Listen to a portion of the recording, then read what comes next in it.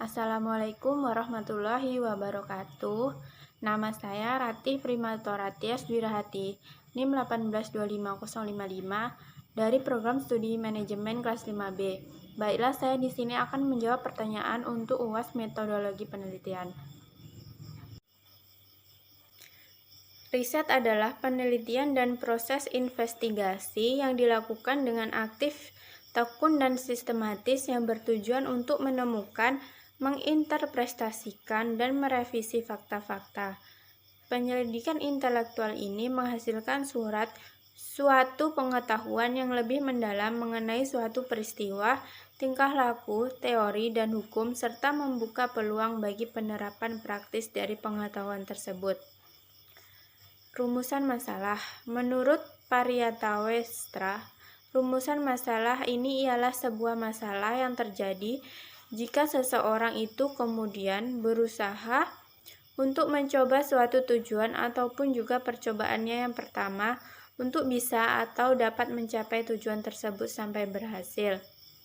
Menurut Sutrisno Hadi, masalah ini merupakan suatu kejadian yang menimbulkan pertanyaan kenapa serta mengapa. Rumusan masalah itu ialah suatu pertanyaan yang kemudian dicarikan jawabannya dengan melalui pengumpulan data. Bentuk-bentuk rumusan masalah penelitian tersebut dengan berdasarkan penelitian menurut tingkat eksplanasinya. Menurut Sugiono. Selanjutnya adalah manfaat penelitian.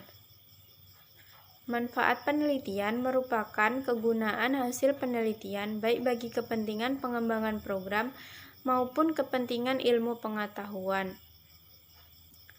Penelitian penting dilakukan. Tujuannya ialah untuk menginformasikan tindakan, membuktikan teori, dan berkontribusi dalam pengetahuan di bidang atau studi. Beberapa hal yang menunjukkan pentingnya penelitian diantaranya adalah yang pertama, sebagai alat untuk membangun pengetahuan dan memfasilitasi pembelajaran. Yang kedua, untuk memahami berbagai masalah dan meningkatkan kesadaran publik. Dan yang ketiga adalah sebagai cara untuk membuktikan kebohongan dan mendukung kebenaran. Yang keempat, untuk menemukan, mengukur, dan merebut peluang. Yang kelima, sebagai benih untuk suka membaca, menulis, menganalisis, dan berbagai informasi yang berharga. Selanjutnya, yang keenam, sebagai latihan untuk pikiran. Yang ketujuh, mendapatkan ilmu pengetahuan dan informasi baru. Yang kedelapan, mendapatkan jawaban atas fenomena yang terjadi. Yang kesembilan adalah untuk mencari solusi dari sebuah permasalahan. Pemilihan masalah penelitian yang tepat adalah masalah bagaimana menanyakan pertanyaan yang baik, yaitu pertanyaan yang sesuai dan penting dalam konteks pendidikan. Meskipun tidak ada seperangkat standar prosedur untuk memilih masalah penelitian, pertimbangan faktor-faktor khusus perlu diperhatikan. Masalah penelitian harus menarik baik dari segi peneliti maupun komunitas pendidikan.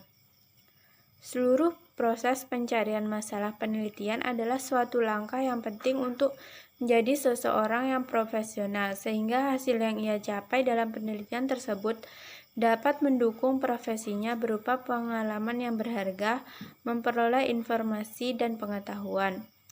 Untuk memilih atau menemukan suatu masalah yang spesifik dalam penelitian, menurut Borg, yang harus dilakukan yaitu yang pertama, mengidentifikasi lingkup masalah, yang kedua bekerja pada suatu tim atau proyek penelitian, yang ketiga membaca literatur, dan yang terakhir adalah meneliti teori yang sudah ada. Masalah didefinisikan sebagai suatu pernyataan tentang keadaan yang belum sesuai dengan yang diharapkan. Bisa jadi kata yang digunakan untuk menggambarkan suatu keadaan yang bersumber dari hubungan antara dua faktor atau lebih yang menghasilkan situasi yang membingungkan. Masalah biasanya dianggap sebagai suatu keadaan yang harus diselesaikan. Masalah seringkali didefinisikan sebagai sesuatu yang membutuhkan alternatif jawaban. Artinya, jawaban masalah atau pemecahan masalah bisa lebih dari satu. Pertama, observasi. Masalah penelitian dapat diangkat dari hasil observasi terhadap hubungan tertentu yang belum mempunyai dasar penjelasan yang memadai dan cara-cara rutin dalam melakukan suatu tindakan berdasarkan atas otoritas atau tradisi. Masalah praktis dalam mengidentifikasi variabel yang belum ada dalam bahasa literatur. Yang kedua, masalah sosial. Masalah sosial dapat dijadikan masalah penelitian. Contohnya seringkali terjadi perkelahian antar siswa sekolah yang memunculkan efektivitas pelaksanaan pendidikan dan sikap disiplin di sekolah. Contoh selanjutnya adalah banyaknya pengangguran. Yang ketiga, pengalaman pribadi dapat memunculkan masalah yang memerlukan jawaban empiris untuk mendapatkan pemahaman yang lebih mendalam atas tindakan yang dilakukan. Yang keempat, dedukasi atau teori. Teori merupakan konsep-konsep yang masih berupa prinsip umum yang penerapannya belum dapat diketahui selama belum diuji secara empiris. Yang kelima adalah kepustakaan. Laporan penelitian sering juga menyampaikan rekomendasi kepada peneliti lain tentang apa yang perlu diteliti lebih lanjut. Hal ini juga dapat menjadi sumber untuk menentukan masalah yang akan diangkat dalam perumusan masalah penelitian. Yang pertama adalah masih baru. Masalah penelitian hendaknya masih baru atau orisinil. Pengertian baru di sini maksudnya adalah bahwa masalah tersebut belum pernah diungkapkan atau dilakukan oleh peneliti lain. Yang kedua adalah masalah harus aktual. Masalah penelitian hendaknya juga aktual. Pengertian aktual di sini adalah masalah tersebut benar-benar terjadi atau berlangsung di dalam masyarakat. Masalah penelitian tidak boleh berpijak pada kenyataan di masyarakat, dan masalah tersebut harus menjadi masalah yang masyarakat, bukan masalah peneliti. Yang ketiga, praktis. Masalah penelitian juga harus mempunyai nilai praktis. Artinya, hasil penelitian harus dapat menunjang kegiatan praktis atau dapat dilaksanakan. Suatu penelitian untuk kepentingan atau apapun dan jenis penelitian apapun selalu memerlukan sumber daya, baik tenaga, pikiran, biaya, dan waktu. Yang keempat, memadai. Masalah penelitian juga harus memadai, artinya masalah yang diangkat menjadi masalah penelitian harus dibatasi ruang lingkupnya, tidak terlalu luas dan tidak juga terlalu sempit, disesuaikan dengan sumber daya. Dan kriteria yang kelima adalah sesuai dengan kemampuan peneliti, agar penelitian yang kita lakukan dapat bermanfaat, berbobot, dan tidak mengalami kendala dalam pelaksanaannya, maka kita harus mempunyai kemampuan penelitian dan di bidang yang hendak kita teliti. Yang keenam, sesuai dengan kebijaksanaan pemerintah. Masalah yang bertentangan dengan kebijaksanaan pemerintah ataupun undang-undang pemerintahan, adat istiadat masyarakat tidak dapat diangkat menjadi masalah penelitian, sebab masalah-masalah itu bertentangan dengan kebijaksanaan tersebut. Juga dapat mengundang kekuatan sosial maupun politik yang dapat merintangi dan menghambat jalannya penelitian. Yang ketujuh, ada yang mendukung.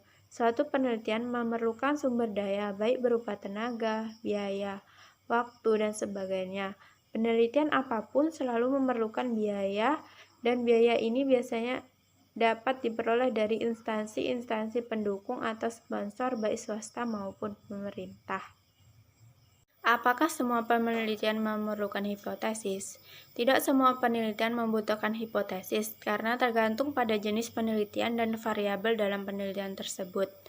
Di dalam penelitian yang bertujuan mencari penyebab dari suatu kejadian atau peristiwa, maka diperlukan adanya hipotesis. Begitu juga dengan penelitian yang menghubungkan dua variabel atau lebih, maka hipotesis diperlukan dalam penelitian tersebut. Sedangkan untuk penelitian yang tujuannya mengetahui dampak suatu atau dalam permasalahan optimalisasi, maka hipotesis tidak diperlukan. Untuk penelitian yang memiliki satu variabel boleh menggunakan hipotesis, tapi tidak wajib. Hipotesis atau anggapan dasar adalah jawaban sementara terhadap masalah yang masih bersifat praduga, karena masalah tersebut harus dibuktikan kebenarannya. Dugaan jawaban tersebut merupakan kebenaran yang hanya bersifat sementara, yang akan diuji kebenarannya dengan data yang dikumpulkan melalui penelitian. Hipotesis merupakan elemen yang penting dalam penelitian ilmiah, khususnya penelitian kuantitatif.